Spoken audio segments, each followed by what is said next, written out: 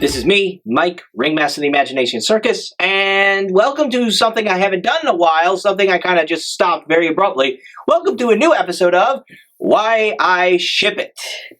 Okay, so it's been a while since I've done one of these, and the reason I initially stopped doing these was because I wasn't in a very good place when I made the last one.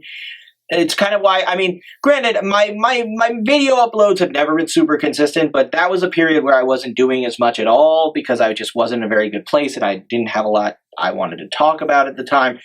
But I feel like this is a good time, you know, I'm starting up again, I want to do more consistent uploads, and as such, starting a consistent, like an ongoing series like this is a good place to start, and I feel like I'm in a much better mindset to do this series now. So the first ship that I'm going to be talking about, well, if you've read the title of the video, you know what the ship is, but the ship is these two characters here,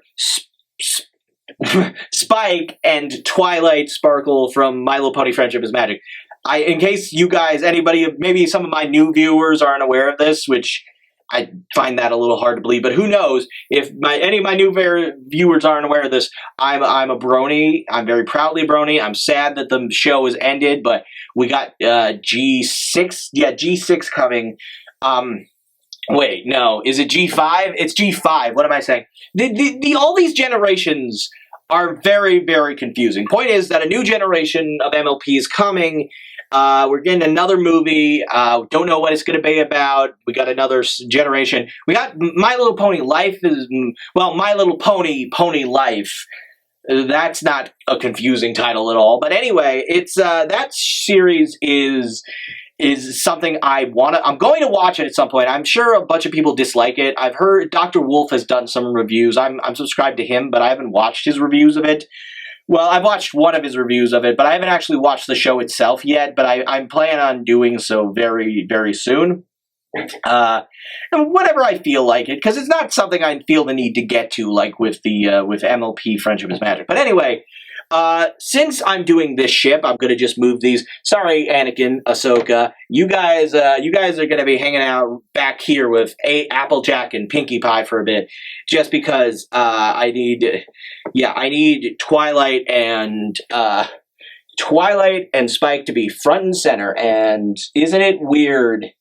It's a little weird that that these two, I just happen to have figures. I mean, granted, I have a decent collection of MLP merch over here anyway. I own some stuff. Anyway, point is, okay, so I'm going to be talking about these ships. Now, this one might be a little contentious. Well, maybe contentious isn't the right word, but I know that there are some people, like, when it comes to these two, like, there are varying ships for both of these characters. With Twilight, it's weirdly enough mostly Flash Sentry, but at least, I mean, it depends, because the Flash Sentry, we don't really get a lot from the Pony Flash Sentry, but the human Flash Sentry. The point is, most of the time, Twilight is, like, shipped with Flash Sentry. At least as far as I can tell, that's the most popular Twilight ship. Outside of maybe the Twilight ship with Sunset Shimmer, which is really popular, except that again is almost exclusively Equestria girls, with Sunset Shimmer being in a relationship with human Twilight.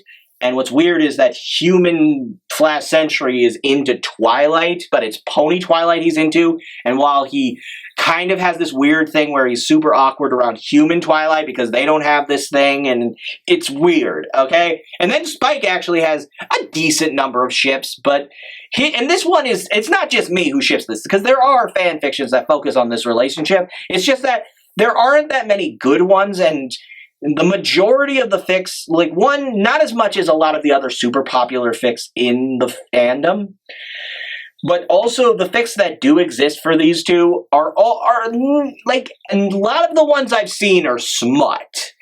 And I'm like, okay, why is that what most of these ships, the fics based on this particular ship, are based upon for some reason?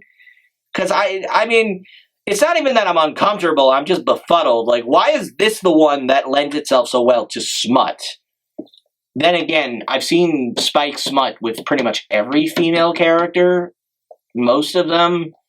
So maybe it's got nothing to do. Maybe I don't know. I don't know how I got it.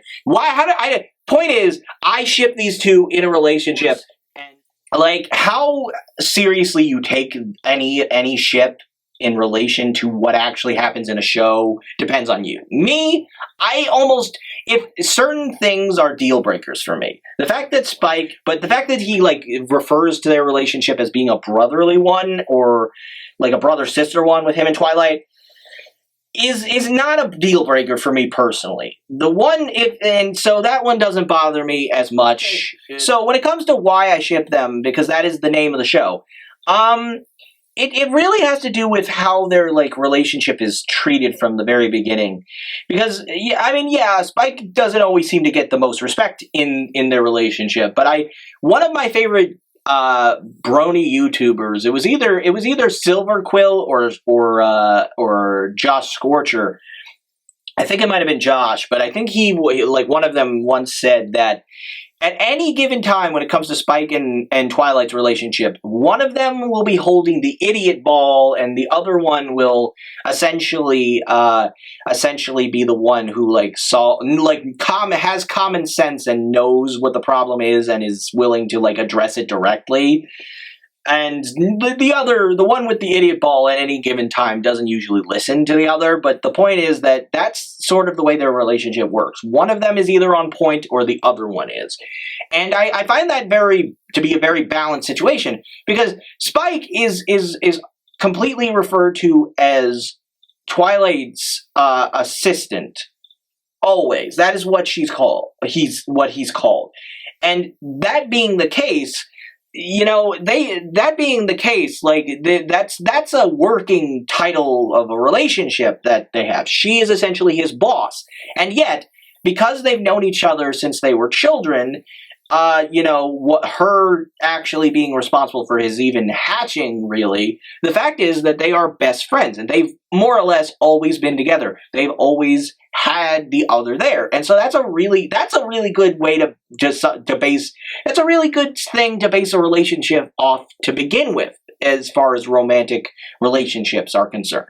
But then there's just their living situation where Spike is always living with her. He appears to have lived with her for most of his young life, going from both Canterlot to Ponyville and back again. And that's a pretty good basis for that relationship as well. But then you have to take into account just the fact that how domestic everything is. And granted, most of this comes off as Spike because he's the assistant. He's always doing the housework. He's cleaning, he's cooking. And one of the things they tend to do together, I mean, because he's her assistant, they do a lot of things together. And because they're best friends, they do even more things together. But he tends to be like cooking and cleaning, but specifically they reshelve or reorganize the books in both the Golden Oak Library and at the Castle of Friendship, respectively. They always reorganize the books. And Spike complains. And this is one of the reasons Spike is my favorite character from the show. Maybe it's because he's a dragon. Maybe because he's funny and sarcastic, and I love that. But the fact is that Spike is someone who complains a lot whenever he feels discomforted by something or he doesn't really want to do something. He complains about it, but dude will do this thing for you, and he will do it to the best of his ability. Unless the episode is Spike at Your Service, which, while considered one of the worst episodes of the series, in my opinion, it's bad, but bad is a strong word. It's not a good episode, but it's not as bad as a lot of people think it is, or at least I don't think it is, because I've seen worse. I've seen episodes that bother me way more, and like I said, Spike is my favorite character, so it bothers me quite a bit the way he's treated in that episode, but not to the extent that a lot of other people have said. I don't think it's as bad as some people say. Point is, Spike is usually really good at doing these things. Hell, one of the things that he is shown being good at in Spike at Your Service is apparently giving massages, because he gives like Applejack a massage, and she seems to be enjoying it. I'm like, okay, that works. So that's something else Spike could do in a relationship with Twilight. He could give her a massage, help her relax. Hell, he tries to help her relax in the show. How successful he is at any given time tends to depend on how stressed Twilight actually is. And we all know how she can be pretty stressed at any given time. So they've already got this very domestic thing going on. And even discounting this, you can just see how close the relationship is. For instance, speaking of one of those aforementioned times that Twilight is stressed, there's lesson 0 in which her own friends, her friends among the main six, don't take her problem seriously. And granted, it's not a serious problem, but they laugh at her about it. They treat it all as a joke, even though she's clearly not doing well at the moment. Spike, on the other hand, while he doesn't consider it a serious problem either, he tries to reassure her. He tries to convince her that it's not a big deal, which it isn't. She doesn't listen and takes it way too far. And he's the one who calls Celestia to come and fix the problem. And he wouldn't have done that if he didn't care about Twilight. And that just, I don't know. I just find that to be very cute. And again, you can read that as friendship. And don't get me wrong. There aren't nearly enough cases of male and female friends just being friends in popular media. So I am okay with it from that general standpoint, but that's why I prefer the relationship between Rarity and Spike to be just friends. I think they, as friends, work better. And even just going over that, because that is the most popular Spike ship by far, and the one that obviously beats out. To be fair, most of these Spike ships are beat out the Twilight Spike ship, which is usually referred to as Splight or TwiSpike. If you want to get, I don't know if it's because Spike as a name is less colorful and descriptive than the rest of his castmates, but kind of makes making a good character what is it like? Flutterdash. I don't ship Flutterdash, but just as an example, Flutterdash is a really good ship name. Twilight and Spike do not have any of that going on, and it's kind of sad. Anyway, point is, when it comes to Spike and Rarity's relationship, that's the one I like more as a friendship. And it's not just because, even though Spike's crush on Rarity, as a thing, just is not something I ever really got behind. And always found a little annoying, to be honest. But it's also because, a lot of people treat the way that Rarity treats Spike as being very bad. The way I see it, discounting why he wants to do these things for her. He does want to do them. And, if someone is happy to do something for you, and you need help with something to the point where you were willing to let them help you with this thing, I don't think it's taking advantage of the person that much to really allow. I mean, if you need the help and they're willing to help, it's not a big deal. And so I like Spike and Rarity as being just friends. And I think it works way better, in my opinion, as far as relationships go, at least between those two. But with Spike and Twilight, I don't know. I couldn't tell you when this ship became a thing for me, where I started wanting it to be a thing. I will tell you that every time they had a major moment in the later seasons, because I got into the show around I think season 5 or 6.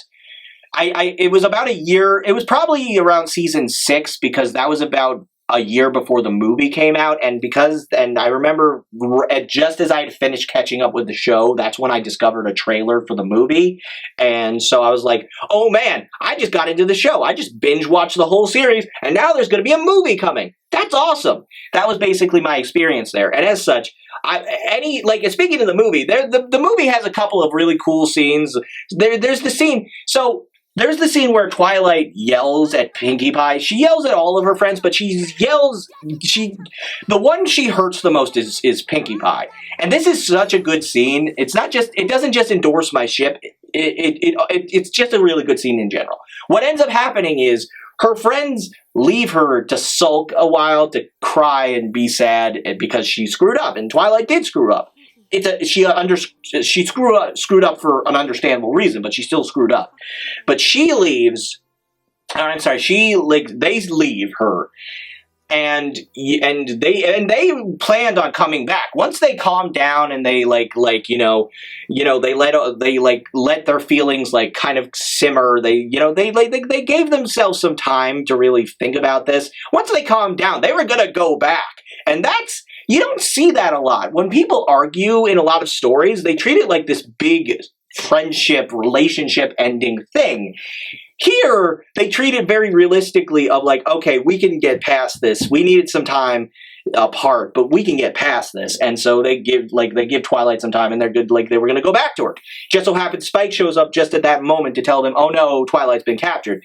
But in the initial moment where they leave, Twilight, like Spike hesitates, and he's like, okay, should I go with them or should I stay with Twilight? And he decides to stay with Twilight. And if that doesn't say something about their relationship, and he tries to reassure her, even though she is so distraught and it's so sad, this is a really good scene, and it is a heart-wrenching scene, and I love it. And even if you, again, you can read this as just a friendship, and that's totally fine. Hell, the fact that they never addressed it in the show almost makes it easier for me to ship it, because there's really nothing against it any more than there is for it, you know? It could go either way. That's what I'm saying. But because of, I feel like this scene, like any good scene between them, just kind of reinforces that ship for me, and I don't know, I'm just super into it. They've got this cute domestic thing going on whenever they're in together or doing something together, or they just have a moment.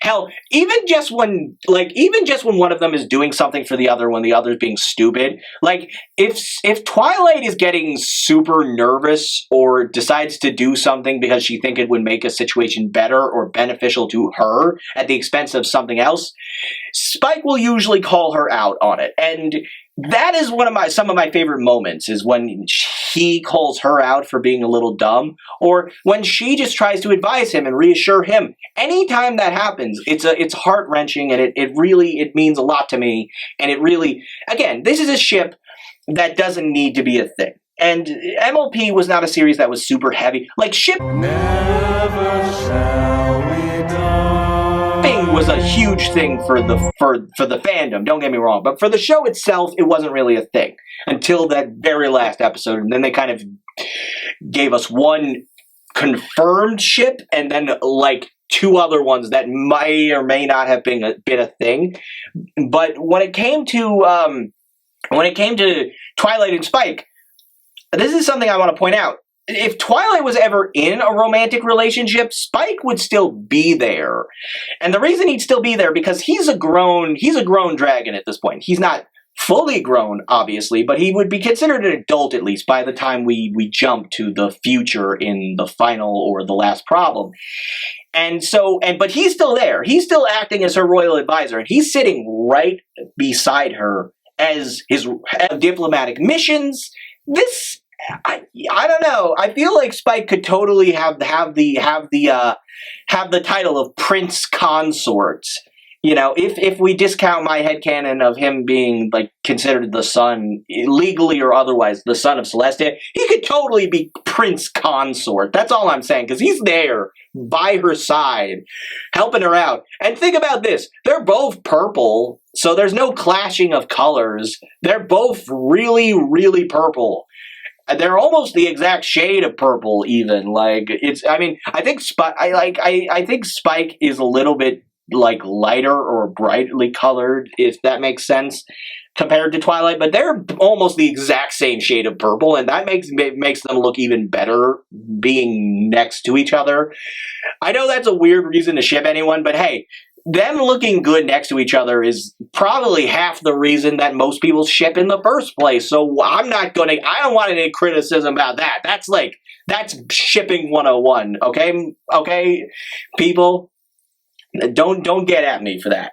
Point is that this is something that I'm into, and you guys don't need to be into this. I feel like I've explained it as best I can, but the truth is, I just like the ship. I think it's a cute and I'm not even usually into couples who are super domestic, but they're not even officially a couple, and they're super freaking domestic, and I kind of love it because it's cute and it's wholesome, and sometimes that's all you really need, and I think that's probably why I ship them more than anything else. I think that and the very solid friendship that they have throughout the show, when in the end, that's what everything else is based upon. And you know, and this is going to be a weird comparison, but if I were to describe these two to any other ship, and I wouldn't probably wouldn't normally in making these videos, wouldn't try and make comparisons to other existing ships, especially from another franchise.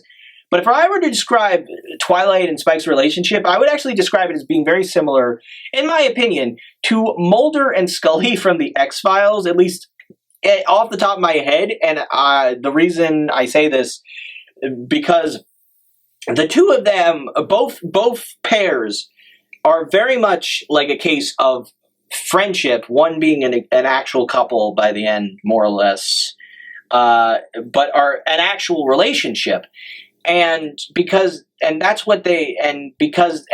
it starts out as a friendship with Mulder and Scully. And it's the same way, even if we don't actually get any confirmation of anything, it's the same thing with Twilight and Spike. Just the idea of a friendship growing into romance, at least not always, but in some times, is just something that's very appealing to me, especially when neither of them initially have any feelings for the other, but it slowly becomes something more. That's very appealing to me. Maybe it's because I wouldn't mind that happening to me myself, but you never know. I think it's just because there is no better way to start a relationship than with that simple bond of friendship, because it's the best possible solid basis you could have for a romantic relationship, and and as such, if I were to make a solid comparison, though, I would say that Twilight is much more of the Mulder and Spike is the Scully, in that he tends to keep her in line and keep her from going overboard. Well, he does. I mean, neither Scully or Spike tend to succeed very well when it comes to trying to do that, but they at least try. And they definitely keep them, either Twilight or Mulder, from going way overboard when it comes to some of the stuff they've done. And in both cases, both Mulder and Twilight are gone to extremes at some point. And I can't believe I'm making this comparison, but I stand by what I'm saying. I think that the friendship is everything, and I think that's the basis of everything. Like some ships that I've talked about in some of the other, the older videos, and if you can go back and watch those, and please do if you feel so inclined. But some of those other relationships, sometimes they're a little bit more, they actually were romantic at some point, or they at least hinted at the possibility of it, or there was just flirting, or whatever, or it's just something I decided on a whim because I thought they might be cute together, or they have good chemistry. But in this case, there's such a solid existing friendship there that I feel like this could actually be a thing, and I think that's enough. And even if it's just something as simple as, say, at the end of the series, when she decides to make Spike her royal advisor, not any of the main six, not her family, or even someone like, say, granted, I don't think she would, I love this character, Starlight Glimmer, but I would say, yeah, she's not ready for any sort of political position just yet, if ever, for a number of reasons. But the point is, she didn't choose anybody else. She chose Spike, the person who's been by her side this entire time, who's been her best friend through thick and thin, who's backed her up, and she's done the same for him. And that's who, and it's a simple thing, but it's more than enough as far as I'm concerned. And sometimes that's all you need. It's all you need. Anyway, this is Mike, Ringmaster of the Imagination Circus. I hope you've enjoyed this video. I hope you might enjoy more of my videos in the future, might come back to visit me again. And if you do, please feel so inclined. Feel free to browse through my library of other videos and check out some of my other stuff. But regardless, I thank you for coming, and I hope you have a good day, and thank you.